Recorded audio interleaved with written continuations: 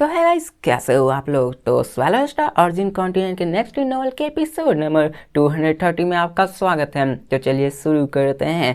तो जैसा कि अभी तक हमने पिछले एपिसोड में देखा कि कैसे लू फेंग अपनी सारी चीज़ों को मैनेज कर रहा होता है, जिसके साथ हमें इस एपिसोड में बताया जाता है कि डॉस सेट को एस्टैब्लिश हुए मतलब बहुत दफ़ा टाइम बीत चुका होता है और उसने सी किंगडम्स को भी हंड्रेड्स ऑफ सेंचुरीज तक कब्जा कर लिया होता है। मतलब उतना टाइम बीत चुका होता है और कह सकते हो कि यहाँ पर इतना टाइम बीतने के साथ ही उन सबका वो ख्याल भी रख रहा होता है। और बात करें तो वहाँ पे लगभग 155 केओस स्टेट्स थे, तो लू फेंग के लिए अकेले उन सबको संभालना इतना भी आसान नहीं होता। जिसके साथ हमें बताया जाता है कि वहाँ पे बाकी सारे स्टूडेंट्स को यहाँ पे संभाल जिम्मेदारी दे दी जाती है कि देखो तुम्हें इसको संभालना है। जिसके साथ दिखाया जाता है कि डॉहो सेक्ट में कई सारे बंदों को भी सिखाया जाने लगता है। इसी के साथ हमें डॉहो सेक्ट के एल्डेस्ट ब्रदर मोयू किंगयान और साथ में उसकी वाइफ यू किंगडम की प्रिंसेस जिसका नाम यूसी टियानजिन होता है, वो लोग ऑफिशियली शादी करने वाले हैं। मतलब यहाँ पे हमने पहले जाना था कि कैसे उन दोनों में ब्रेकअप हो गया होता है वहाँ पे, क्योंकि उस लड़की में बहुत ही एटीट्यूड आ चुका होता है। इसी कारण मोयू किंगयान ने छोड़ दिया होता है। लेकिन न जाने फिर से यहाँ पे राइटर की दिमाग में क्या ही आ गया कि वो लोग फिर से इन सब की ऑफिशियली शादी करवा रहे हैं। मेरे ख्याल से ऐसा नहीं करना चाहिए था। जिसके साथ दिखाया जाता है कि वहाँ पर एक ग्रैंड सेलिब्रेशंस को रखा जाता है जो कि मोयू किंगयान के 5th सिटी में ही हो रही होती है, जो कि किंगयान सिटी के नाम से मशहूर होती है। जिसके साथ हमें दिखाया जाता है कि असल में यहाँ पे वो लेडी आगे चल के अपने आप को अच्छे से बिहेव करने लगी थी, जिसके कारण मोयू किंगयान भी उससे फिर से मैरिज करने को रेडी हो जाता है। और इस वक्त यहाँ पर सेट लीडर मतलब लू फेंग और साथ में यू किंगडम के लीडर भी आए हुए होते हैं ताकि वो मोयू किंगयान की शादी को अटेंड कर सके। जिसके साथ काउंटलेस पीपुल्स किंगयान सिटीज के आ चुके होते हैं, जो कि टाविस्ट कपल जो कि उन्हीं दोनों के बारे में बात कर रहे होते और चारों तरफ इसी की बात की चर्चा हो रही होती है। जिसके साथ हमें बताया जाता है कि इस हंड्रेड्स ऑफ सेंचुरीज में लगभग टोटल में 5 डिस्पर्स डॉहो सेक्ट के केओस वेल में आ चुके होते हैं। मतलब पहला तो जिन्यून होता है और दूसरा मोयू किंगयान और 3 और डिस्पल होते हैं जो कि केओस वेल में एंटर कर चुके होते हैं। जिसके साथ बताया जाता है कि अगर प्रेस्टीज के मामले में मतलब देखा जाए यहाँ पे कौन सबसे ज़्यादा पावरफुल तो मोयू किंगयान का राइवल सिर्फ जिन्यून कर सकता था। लेकिन हमें बताया जाता है कि जिन्यून जो कि सेकेंड सीनियर ब्रदर था वो अपने आप को सिर्फ इन्हीं सारे प्रैक्टिस मतलब अपनी कल्टीवेशन पे फोकस करने में लगाया हुआ था। उसे सेट के कोई भी ट्राइबल मैटर से यहाँ पे कोई भी मतलब कह सकते हो कोई भी अफेयर में जाना ही नहीं था। यहाँ पे जैसे हमने जाना कि मोयू किंगयान मतलब जितने भी डॉहो सेक्ट के डिस्पर्स थे उन सबको जिम्मेदारी दी गई थी कि तुम्हें उन सारे सी किंगडम्स के सारे भी केओस सिटीज को संभालना है। लेकिन यहाँ पे जेन्यून अपने सिर्फ कल्टीवेशन पर फोकस कर रखा था और यहाँ पे लू फेंग भी उस पर फोर्स नहीं करता, वो भी यहाँ पे खुश था क्योंकि उसका डिस्पल अपनी कल्टीवेशन पे फोकस किए हुए था। जिसके साथ हमें यह बताया जाता है कि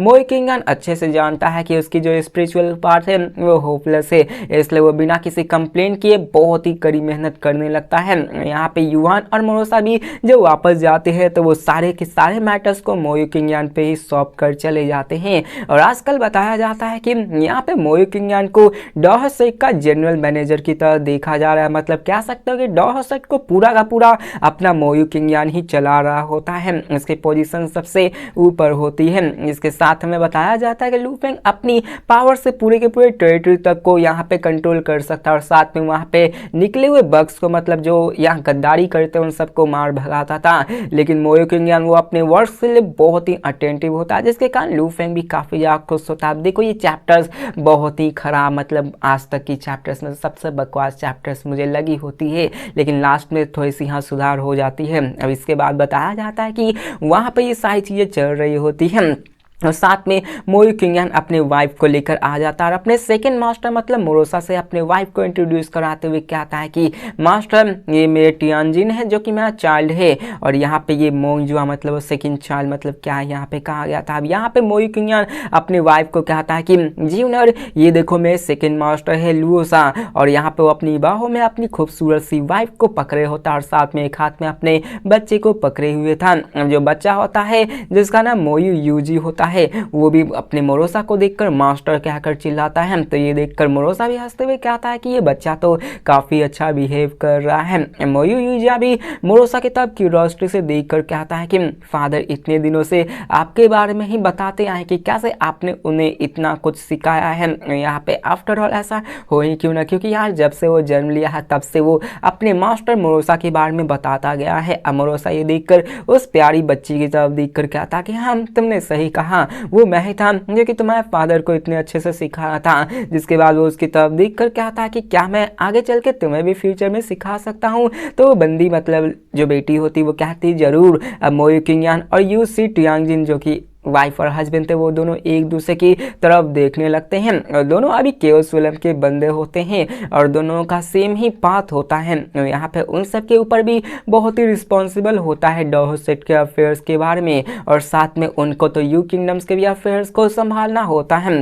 वो सब अच्छे से कॉर्पोरेट करके चल रहे होते हैं। जिसके बाद ये सभी चीज़ें चल रही होती हैं। आफ्टर उनके बच्चे भी हो चुके होते हैं और सिखान उन्होंने टॉयज सेलिब्रेशंस को भी अभी रखा होता है। और अभी के फिलहाल हमें ये भी बताया जाता है कि मोरोसा जो कि अपने आप को गॉड किंग रॉयल्स में कब का ब्रेक थ्रू कर चुका होता है, वो भी अभी भी केओस विलन की पावर्स को शोकेस कर रहा था। लेकिन अभी के फिलहाल वो उससे भी बियॉन्ड चला गया होता, मतलब केओस विलन में रह के वो गॉड किंग लेवल की पावर्स को शोकेस कर रहा होता है। जैसा कि मोयू किंगयान और उसकी वाइफ वो अच्छे से जानते थे, वो भी chaotic realm blood line path को चूज कर रहे होते। सिकान वो भी अपने बच्चों को यहाँ पढ़ाना चाहते हैं और जबकि मोरोसा उन्हें खुद से पढ़ाने को तैयार है तो वो भी इसमें मना नहीं कर पाते हैं। मोरोसा स्माइल करते हुए कहता है कि किंगयान आखिरकार तुम्हारे कितने और बच्चे होंगे, अब यहाँ पे जितने भी बच्चे होंगे सब मुझे देना, मैं उन सबको पढ़ाऊंगा। तुम तो ऐसे स्टूपिड हो सकता है कि तुम्हारे उन बच्चों में से कोई एक जीनियस है, मतलब देख रहे हो मोरोसा यहाँ पे उसके वाइफ के सामने ही मोयू किंगयान की बेइज्जती कर रहा है कि तुम स्टूपिड हो सकता है कि यहाँ पे तुम्हारे बच्चे में से कोई यहाँ पे जीनियस निकल जाए जिससे कि मैं सिखा सकूं,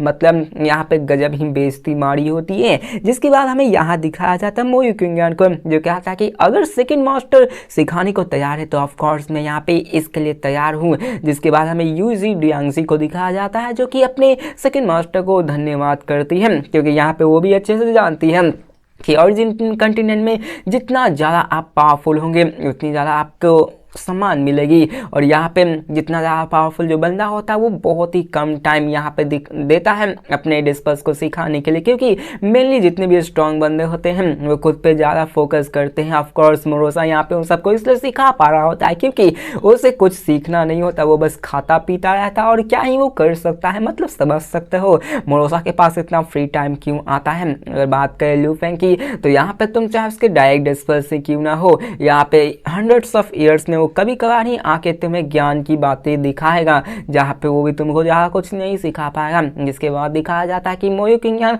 जैसे ही उसे बात कर रहा होता है वो साइड में मुड़ कर देखता है मोयू किंगयान और साथ में यू टियांगजिन उसकी तरफ देखते हैं और वो उसके मन में भी डाउट हो रहा है। तभी वहाँ पे दो फिगर अपीयर होते हैं जो कि एक तो लू फेंग होता है और दूसरा लॉर्ड यूसी होते हैं, मतलब यू किंगडम के जो लॉर्ड होते हैं वो आए हुए होते हैं। और जैसे वो आते हैं मोयू किंगयान और उसकी वाइफ वहाँ पर झुकते हुए उसको ग्रीट करते और साथ में उसकी बेटी भी ग्रीट करती है। अब लू फेंग भी उस कपल्स की तरफ देखकर स्माइल करने लगते हैं और वो भी काफी ज्यादा खुश होता है कि फाइनली ये दोनों आपस में आ चुके हैं। और जबकि केओस वर्ल्ड में है तो इन सब की मैचिंग भी बहुत ही अच्छी होने वाली है। जिसके बाद हमें दिखाया जाता है कि ये सारी चीज़ें हो रही होती हैं। मोरोसा आता है लू फेंग के पास और कहता है मास्टर ये मोयू किंगयान और उसके वाइफ की बेटी है जिसका नाम मोयू यूजी है। अब मोयू यूजी भी वहाँ पे लू फेंग के सामने झुककर उसको ग्रीट कर दे। लू फेंग भी स्माइल करके हामी भरता है और यहाँ पे दिखाया जाता है लू फेंग को जो कहता है कि मेरे पास एक रेयर ट्रेजर है जो कि मैंने रिसेंटली पाई है जो कि असल में किसी भी बच्चे के स्पिरिचुअल प्रैक्टिस के फाउंडेशन को और भी सूटेबल बना सकती है। जिसके साथ लू फेंग वहाँ पे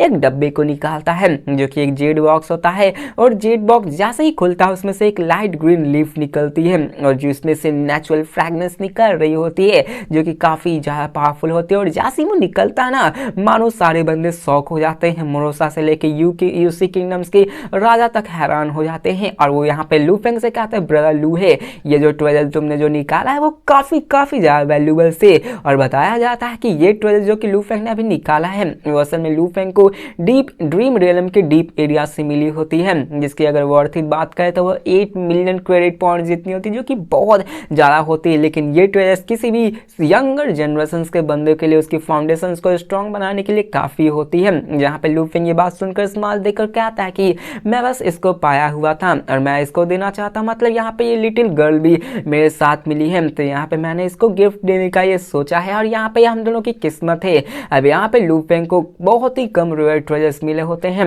लेकिन यहाँ पे लूफिंग उसको देना चाहता था क्योंकि वो उसका डायरेक्ट डिस्पल्स था और वो अपने डिस्पल्स की बेटी को कुछ ना कुछ तो देना चाहता ही है। जिसके साथ यहाँ पे यूसी किंगडम के लीडर कहते हैं कि जूनियर आखिरकार तुम यहाँ पे मास्टर को धन्यवाद क्यों नहीं कह रहे हो। अब बात करें यूसी किंगडम्स के लीडर के लिए, तो उनके लिए भी यहाँ पे 8 मिलियन क्रेडिट पॉइंट जितनी ट्रेजर्स का वर्थ इट कलेक्ट कर पाना बहुत ही ज़्यादा मुश्किल है। स्पेशली बताया जाता है कि टियाने में जब वो लास्ट टाइम गए थे तो उनकी ट्रू बॉडी डिस्ट्रॉय हो गई थी। अब भले ही उनकी रिजरेक्शन कैरियर में उनकी ब्लड मौजूद थी, लेकिन फिर भी उन्हें फिर से कल्टिवेट करना पड़ता है। और बात करें यूसी किंगडम के करंट लीडर्स के, तो उनके पास जितने भी सीक्रेट वेपन्स है, जितने भी चीजें मौजूद है, उन सब का वर्थ निकाला जाए तो वो टोटल में सिर्फ 100 मिलियन ही आता है। और यहाँ पे उसके पास भी इतना कोई तरीका नहीं था कि वो अपनी ग्रैंडसन को 8 मिलियन वर्थ जितना दे सके, मतलब यहाँ पे वो भी बहुत ही ज़्यादा गरीब है। लेकिन लूफैंग को देखो 8 मिलियन ऐसे ही मुंह पे फेंक के मार रहा होता है। और यहाँ पे बात करें उसके स्ट्रेंथ की, तो इतना भी कैपेबल नहीं होता है। और यहाँ पे जितना ज़्यादा आपका स्ट्रेंथ रहेगा उतना ही ज़्यादा आपके लिए उतना आसान हो जाएगा। अभी एग्जाम्पल के रूप में बताया जाता है कि मतलब यहाँ पे ऐसा समझ लो कि आपकी स्ट्रेंथ ज़्यादा है तो अभी आप उतने पावरफुल ट्रेजर्स को अपने पास रख पाएंगे। स्ट्रेंथ नहीं है तो यार आपके पास कोई चांस ही नहीं बनता कि आप उतने पावरफुल मतलब इतने महंगे ट्रेजर्स को अपने पास रख पाएंगे। जैसे ग्यूजी एम्परर या फिर वुजिन गॉड किंग्स को ही देख लो, उनके पास कई ज़्यादा ट्रेजर्स है यूसी किंगडम्स के लॉर्ड से भी ज़्यादा। बात करें बोर्ड ओनर जो कि time and ability, time and space की स्ट्रॉन्ग एबिलिटी को रखते हैं, उन सब का यूज करके वो पावरफुल ट्रेजर्स को ऑब्टेन करते हैं। लूफिंग उसकी बात करें तो लूफिंग के पास तो ऑलरेडी एम्पर लेवल की स्ट्रेंथ है और साथ में उसके पास तो विल पावर्स की गॉड किंग लेवल से भी बियॉन्ड की, और साथ में लूफिंग के पास तो कई सारे क्लोन्स भी हैं, जिसके कारण लूफिंग की जो एबिलिटी है ट्रेजर्स को पाने की वो ऑर्डिनरी एम्परर और मोनार्च से काफ़ी ज़्यादा बेहतर हो चुकी होती हैं।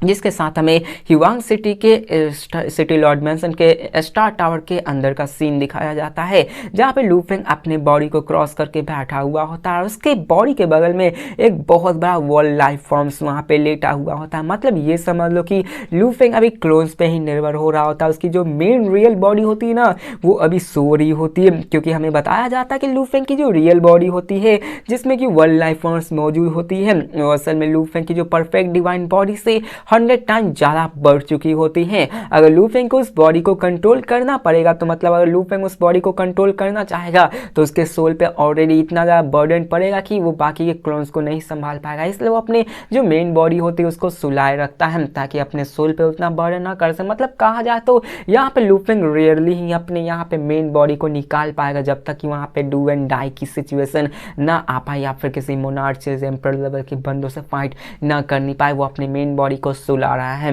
किसी डेमन की तरह की, कभी वो भी जाग सकता है। जिसके साथ बताया जाता है कि लूफिंग वहां पर बैठे बैठे स्टार टावर के सीक्रेट पैटर्न्स को पढ़ रहा होता है, उसके एंडलेस मिस्ट्री को समझने की कोशिश कर रहा होता है, जो कि डॉस के और भी डीपर में जाने की मदद कर रहा होता है। लूफिंग अपने स्पिरिचुअल कॉन्शियसनेस को फिर से स्टार टावर के अंदर पेनिट्रेट करता है और साथ में वहां के सीक्रेट पैटर्न्स को एब्जॉर्ब करना शुरू कर देता है। लूफिंग अभी मेनली स्टार टावर्स के जितने भी सीक्रेट पैटर्न्स होते हैं ना उन सबको समझने में लगा रहा होता है ताकि उनको अच्छे से समझ सके। और यहाँ पे हमें दिखाया जाता है स्पेशल इनहेरिटेंस जैसे world life form, human based body, वो सभी हेवनली पिलर्स होते हैं टियानजू रियल में। देखो टियानजू रियल में लूफिंग गया होता है वहाँ पे उसको गार्ड करने के लिए, और वहाँ पे हमने जाना कि वहाँ पर भी पिलर्स मौजूद हैं जिसपे कि युवान ने पहले से ही कई सारी चीजें लिख कर रखी होती है। लूफिंग उसका भी पढ़ रहा होता है, लेकिन लूफिंग जब से स्टार टावर के सीक्रेट पैटर्न्स को पढ़ना शुरू किया होता है उसे ऑलरेडी बहुत सारी इंसाइट्स मिल चुकी होती है, उससे ग्रेट डाउ के सीक्रेट पैटर्न्स के बारे में भी पता चला होता है।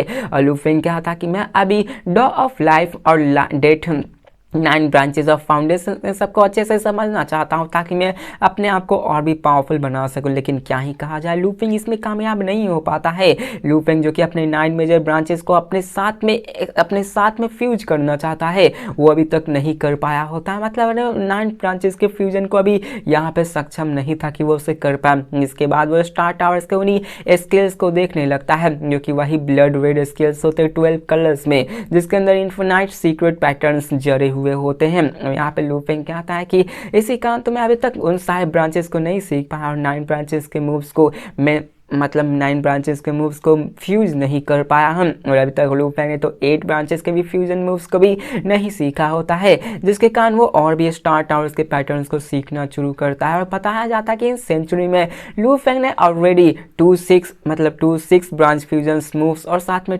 7 ब्रांच फ्यूजन मूव्स को सीख लिया होता है। मतलब 8 और 9 ब्रांचेस को फ्यूज नहीं कर पाया होता है। अब इन सारे 6 ब्रांचेस और 7 ब्रांचेस के फ्यूजन से लू फेंग बहुत ही कह सके तो इतनी पावर से वो स्टार टावर के सरफेस पे स्क्रैच ही डाल पाता है। और लू फेंग को अभी बहुत ही टाइम लगने वाला है पूरे के पूरे स्टार टावर के सीक्रेट मिस्ट्रीज को अनरिवील करने में, जहाँ पे लू फेंग अभी काफ़ी ज़्यादा सेटिस्फाइड भी होता है उसकी जैसी ज़िंदगी होती है, क्योंकि लू फेंग के पास अभी काफ़ी लंबा है, मतलब इटर्निटी है, जहाँ पे वो उसको और भी स्टडी कर सकता है, उसके और भी मिस्ट्रीज को सीख सकता है और उसके और भी एसेंस के नज़दीक जा सकता है। लू फेंग काफ़ी ज़्यादा लकी था स्टार टावर को। अब स्टार टावर मतलब क्या, आप क्या समझ रहे हो? लू फेंग यहाँ पे स्टार टावर को किसी कॉम्बैट वेपन की तरह नहीं देखता है, मतलब स्टार टावर्स को एक किताबों की तरह देख रहा होता है जिसमें सीक्रेट पैटर्न्स छिपे हुए हैं जिसको कि वो पढ़कर स्ट्रांग बना सकता है। जहाँ पे लू फेंग ये सारी चीज़ें कर रहा था, लेकिन तभी यहाँ से अभी तक के चैप्टर का मोस्ट इंटरेस्टिंग पार्ट आने वाला है। मतलब ये चैप्टर में मोस्ट इंटरेस्टिंग पार्ट यहीं से दिखाने वाला होता है, जहाँ पे लू फेंग को तभी एहसास होता है कि ड्रीम रियलम के अंदर जो बहुत ही इंपॉर्टेंट ट्रेजर्स हैं जो कि उसने खोज रखा था, वो बहुत ही जल्द मैच्योर होना चाहता है, मतलब होने वाला है। और बताया जाता है कि in past hundreds of century में लू फेंग ने ऑलरेडी ड्रीम रियलम के अंदर कई सारे डेप्थ्स एरियाज में एक्सप्लोर कर दिया होता है, और हर बार वो एक्सप्लोर करता तो वहाँ 10 डीप स्पेसेस में जरूर जाता। और लू फेंग जब तक जाता तब तक कि उसकी वो क्लोन पूरी तरह से तबाह ना हो जाए। वहाँ पे तबाह होने के बाद ही वो रोकता है और एक इरा का ब्रेक लेता है। यहाँ पे बताया जाता है कि उस इरा में वो अपनी जो बॉडी परफेक्ट डिवाइन बॉडी की जो 30% लॉस होती है उसको रिकवर करने की कोशिश कर रहा होता है। हंड्रेड्स ऑफ ईयर्स में लू फेंग ने already thousands of deep spaces को यहाँ पे खोज छान मारा होता है, और साथ में उसने कई सारे रेड ट्रेजर्स को भी खोज रखा होता है। इसके साथ बताया जाता है कि जो डीप स्पेस होती है ना वहाँ के ड्रीम रियलम की, वो असल में आउटर और मिडल स्पेस से काफ़ी ज़्यादा स्लो हो रही होती है। मतलब कह सकते कि अगर वहाँ पे डीपर एरिया में किसी ट्रेजर्स को मैच्योर होना, किसी फल को पकना है तो वहाँ पे वो स्लोअर होगी।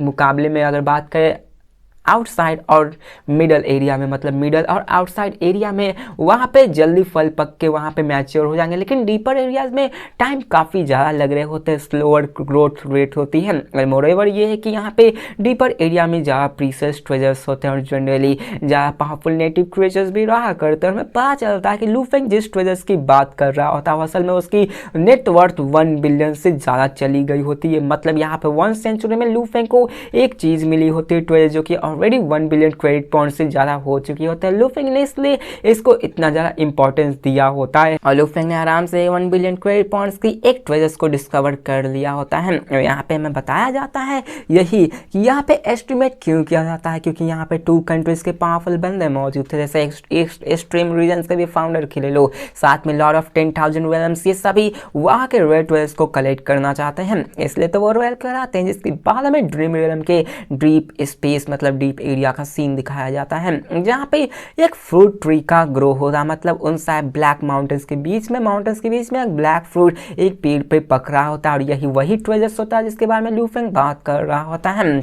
ये ब्लैक फ्रूट में से पर्पल लसन निकल रही होती है, जो कि एक इनकंसिस्टेंट फ्रूट होती है ड्रीम रियलम की। और बात करें तो यहाँ पे एक और बंदे को दिखाया जाता है जो कि वहाँ पे पहले से ही मौजूद होता है, जो कि ग्रे रॉब में होता है। उसको दूर से देखते हुए क्या था, ये फ्रूट जो कि 1000 ड्रीम्स में मौजूद है, उसकी वर्थ 1.5 बिलियन जितनी है, मतलब काफ़ी ज़्यादा फाइनली मैच्योर होने वाली। और ये बंदा भी काफ़ी लंबे अरसे से इंतजार कर रहा था, same to same Lu Feng की तरह।